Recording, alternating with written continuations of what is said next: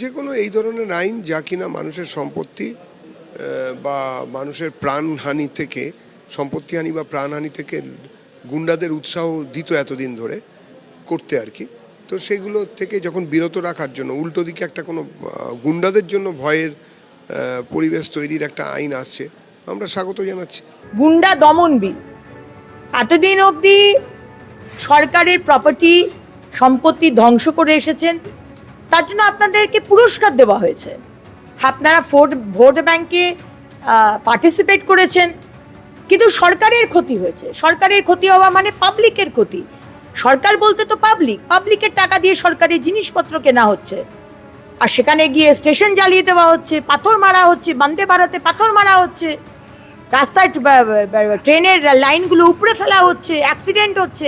এগুলো চলতে পারে না।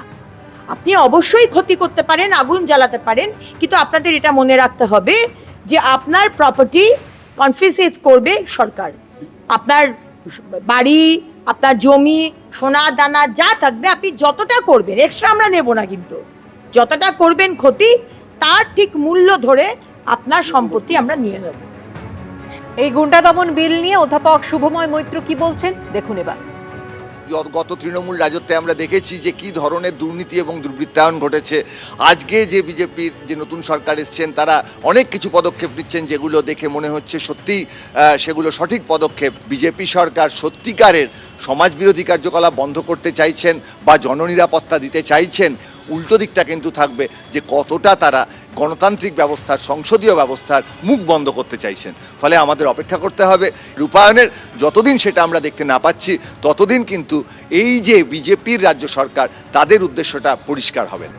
শুধুমাত্র গুন্ডাদের বিরুদ্ধে ব্যবস্থা নেওয়া হবে, তাদের গ্রেফতার করা হবে এমনটা না। মুখ্যমন্ত্রী কিন্তু একেবারে রাজ্যের পালাবদলের পরে বারবার জানিয়েছেন এবার গুন্ডা দমনে রাজ্য সরকার কড়া পদক্ষেপ গ্রহণ করবে। সেখানে বিক্ষোভ প্রতিবাদের নামে সরকারি বা ব্যক্তিগত সম্পত্তি নষ্ট করলে এবার থেকে কড়া ব্যবস্থা নেবে রাজ্য সরকার। অভিযুক্তদের সম্পত্তি বাজেয়াপ্ত করে ক্ষতিপূরণ আদায় করা হবে।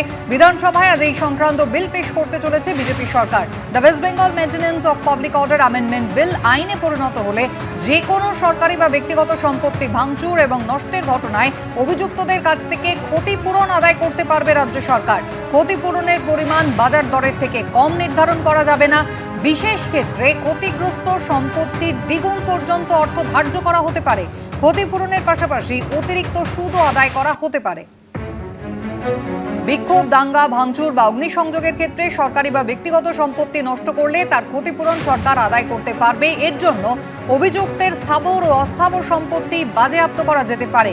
ক্লেমস কমিশনের কাছে আবেদন করে ক্ষতিপূরণ দাবি করতে পারবেন ক্ষতিগ্রস্তরা। এক্ষেত্রে ক্লেমস কমিশনকে দেওয়ানি আদালত হিসেবে গণ্য করা হবে। কমিশনের রায়কেই চূড়ান্ত বলে গণ্য করার প্রস্তাব দেওয়া হয়েছে বিলে। অপরাধীর পাশাপাশি উস্কানি দিলে বা অর্থ যোগান দিলে এবং সংগঠক ও অভিযুক্তের আশ্রয়দাতাকেও অভিযুক্ত হিসেবেই গণ্য করা হবে।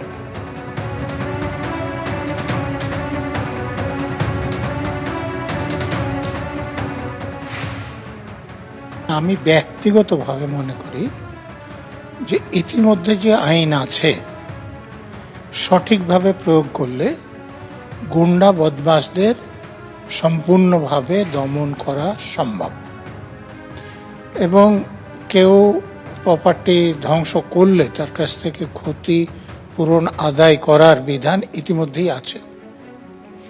এখন এর পরে যে সংশোধনী আনা হচ্ছে সে ব্যাপারে কোনো সন্দেহ নয় যে কাজটা করার আরো বেশি সুবিধা হবে। এবিপি আনন্দ, এগিয়ে থাকে, এগিয়ে রাখে।